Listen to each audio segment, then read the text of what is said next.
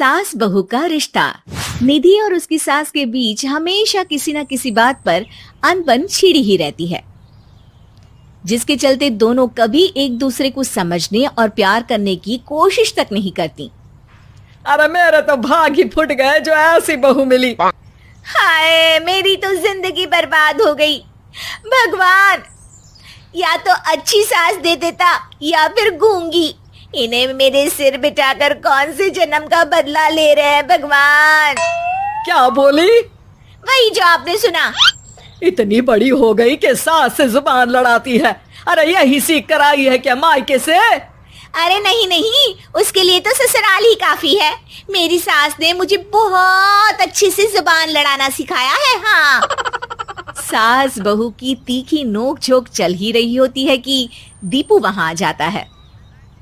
रिश्ता करते हुए पति पत्नी की जगह सास बहू की कुंडली मिलानी चाहिए, क्योंकि अगर सास बहू का रिश्ता अच्छा नहीं तो उनका पता नहीं, पर पति की जिंदगी तो पक्का झंड है। मुझे अपने सामने कोई झगड़ा नहीं चाहिए। बस करो दोनों। दोनों शांत होकर अपने अपने काम में बिजी हो जाती हैं। दीपू ऑफिस चला जाता है, जिसके थोड़ी ही देर में दीपू की बहन कल्पना का फोन आता है। अरे कैसी है रे बेटा? ससुराल में सब बढ़िया है ना? कोई तुझे परेशान तो नहीं करता? सास की बात सुनकर पास खड़ी निधि हंसकर कहती है, अरे वाह रे ऊपर वाले, खुद बहू को शांति से सांस भी नहीं लेने देती और बेटी से पूछ रही है कोई परेशान तो नहीं करता। अरे मेरी बेटी तुम्हारी तरह नाकारा और बदतमीज नहीं है, इसलिए उससे पूछना बनता है। तो उनकी सास भी आपकी तरह नहीं होगी, इसीलिए उन्होंने कुछ बोला नहीं। और इसी के साथ एक बार फिर दोनों सास बहू के बीच तानों का युद्ध शुरू हो जाता है।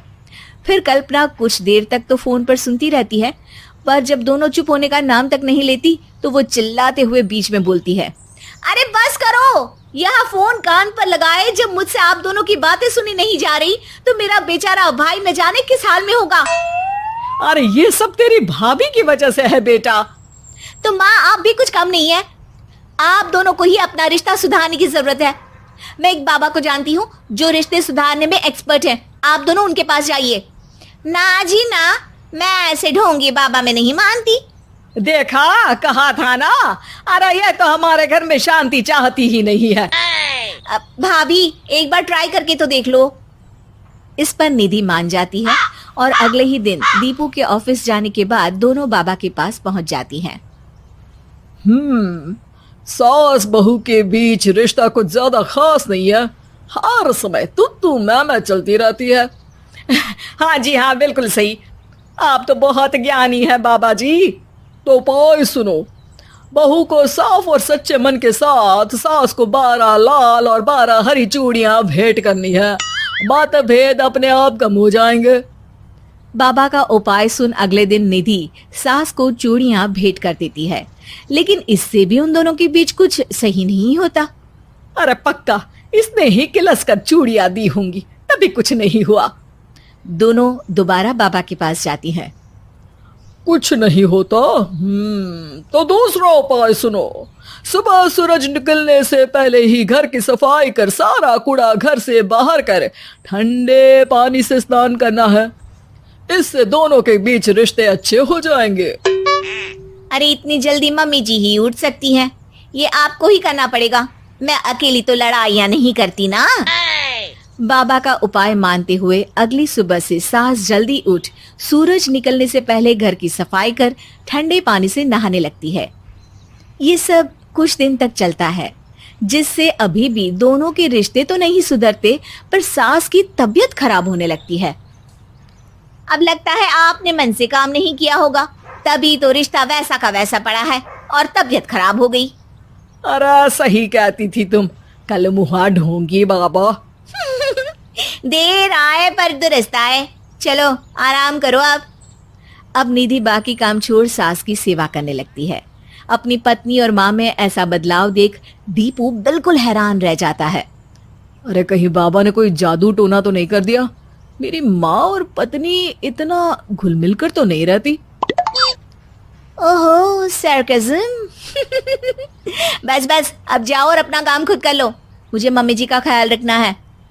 निधि की बात सुन हैरान दीपू बस उन्हें देखता रह जाता है और निधि सास का ध्यान रखने में लगी रहती है।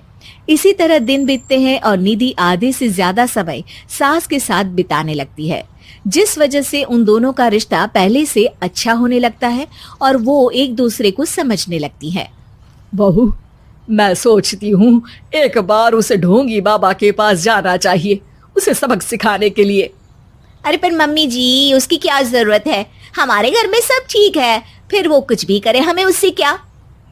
दोनों के बीच ये बात हो ही रही होती है कि तभी बाबा कल्पना के साथ उनके घर आ जाते हैं।